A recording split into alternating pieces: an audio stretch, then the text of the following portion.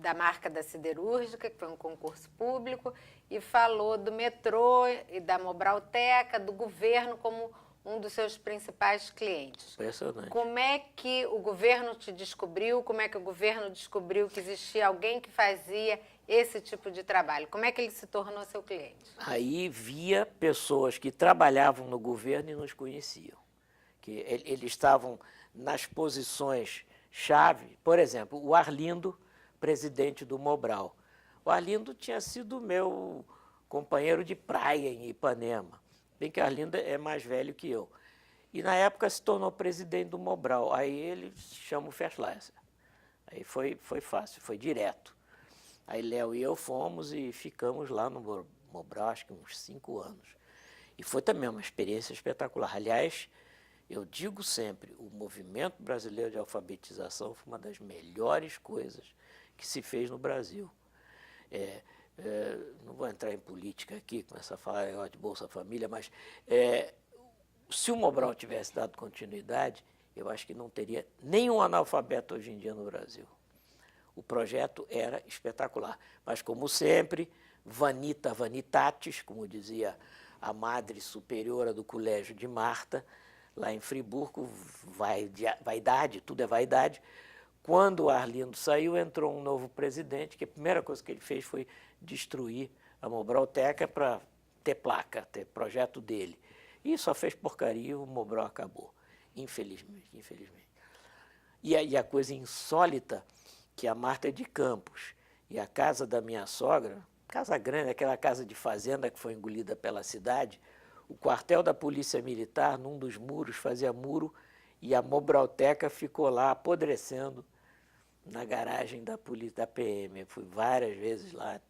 Acabaram com isso, sufocaram, uma estupidez.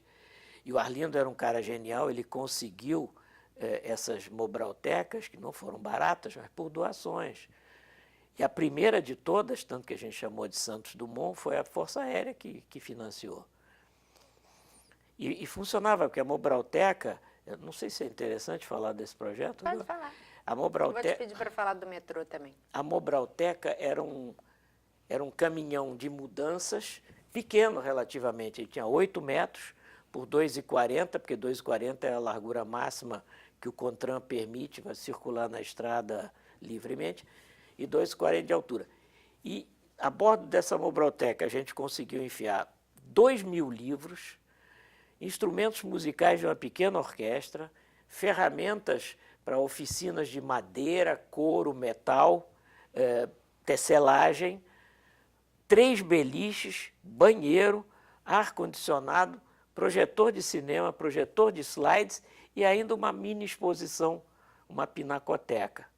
Como isso foi feito, só Deus sabe, mas eu mostrei as imagens, vocês podem ver.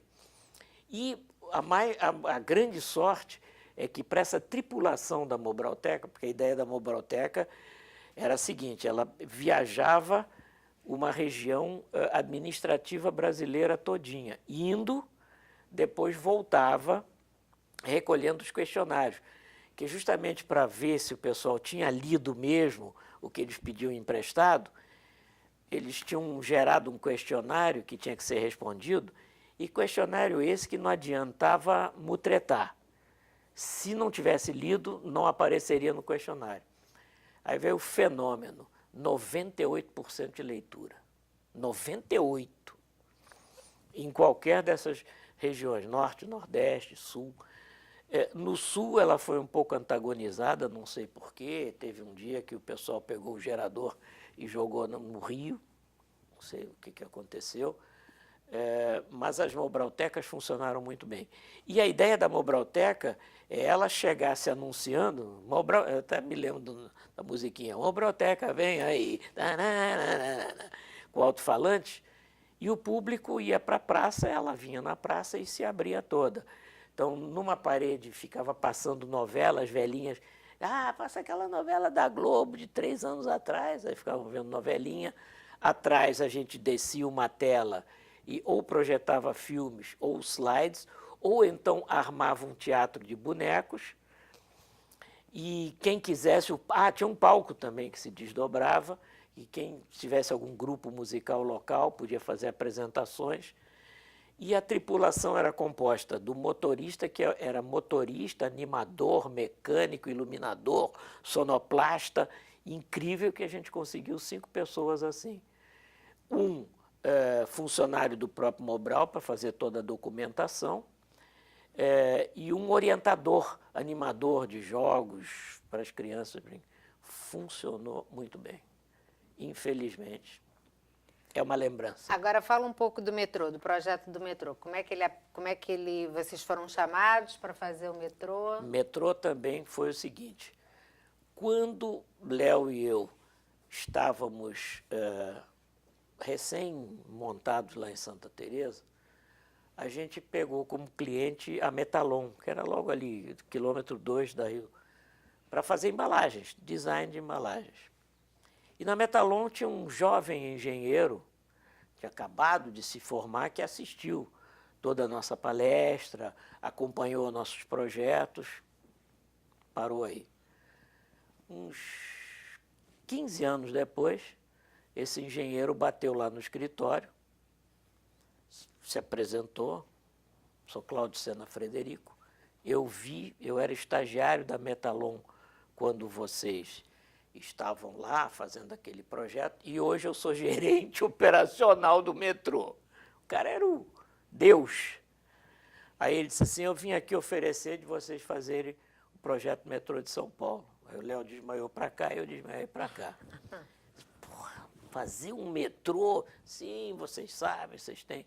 E assim foi. Aí a primeira providência, a gente foi fazer um estágio na Central do Brasil. Aí lá eu conheci um engenheiro, um velho genial. Ele disse: olha, para o chão dos meus vagões eu boto cimento Sorel. Sabe o que é cimento Sorel? É aquela pedra de afiar facas. Lixa o sapato do freguês, mas não estraga o meu piso. Porque eu cansei de botar piso de borracha, o pessoal arrancar, levar, não sei o quê.